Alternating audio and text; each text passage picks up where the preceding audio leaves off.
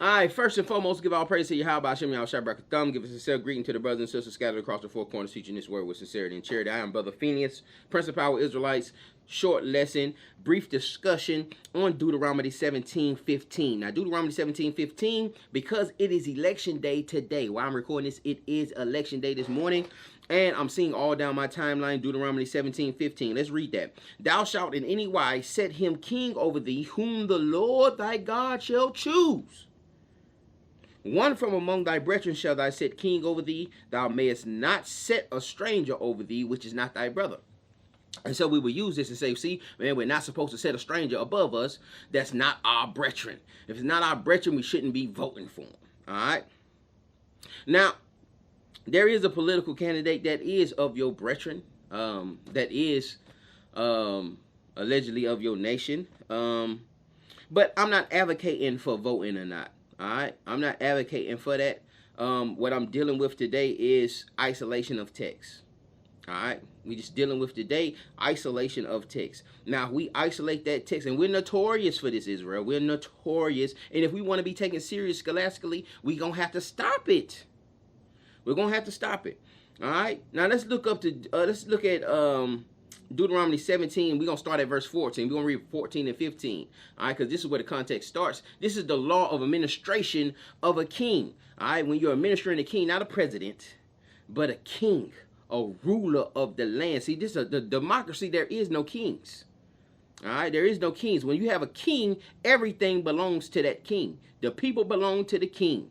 All right, everything that the people own belongs to the king. Everything belongs to the king in rulership, in a kingdom.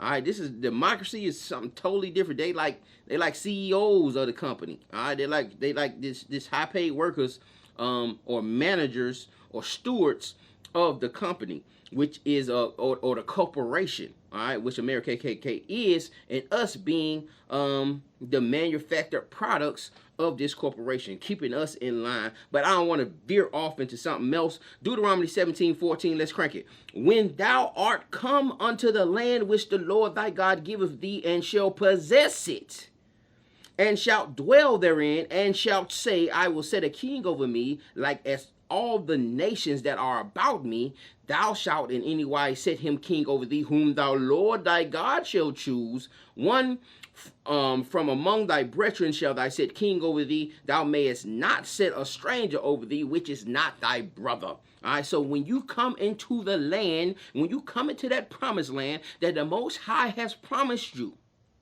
and you possess it, meaning you have conquered this land, you've driven out all the other nations, you have brought them into captivity, but now this land is yours. And you say to yourself, okay, well, we need to have us a king over us.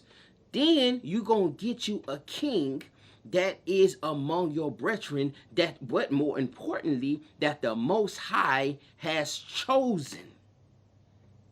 All right, more importantly, that the Most High has chosen from among your brethren. You should not set a stranger or an alien to be a ruler or a king over you. And you have certain magistrates, certain statutes, even within the Constitution, that will not allow somebody who's not a citizen of the United States to be a president. All right, and so this is what this is more so going into, us being in our land, and being rulers in our land. Not us going to a land and possessing it. Not us being brought on some slave ships and the land actually possessing us. All right, not being a possession. And as a possession, if you need to do something, if you feel that this is going to lighten your captivity up a little bit, then you know what I'm saying, But I don't want people to use this text to have people sitting up there, because people still vote. Israel still vote. I don't want them to use this text to sit and have Israel hide the fact that they vote on, making them feel bad, or now they ain't coming to Sabbath class this week because they done voted. They sit up here watching all the campaigns. Like, why watching the campaigns? Why y'all watching the campaigns, or even having political talks if you're not doing these things? Now, we understand that we are fellow citizens of the kingdom, ambassadors of Christ, so we're under a different political platform.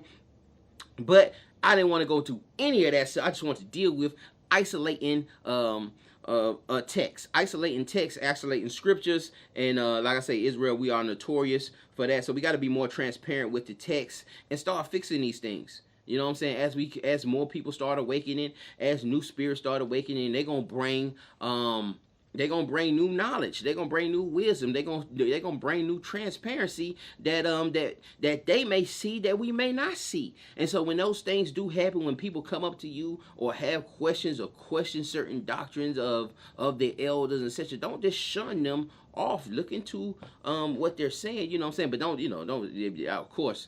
Use wisdom and discernment in all matters, and things got to be done decently in order when doing things of that nature. But this is about us going into the land and possessing the land, and us being rulers, setting us a king above us in our land, not as we're being in captivity. All right, with that, I'm gonna say shalom. I hope it was edifying, gave you a little transparency, gave you a little, gave you, you know what I'm saying, a little more clarity on the matter. This is an election day. It's gonna be smoke in the city. Whoever win, gird your loins up, gird up your spirit, and shalom.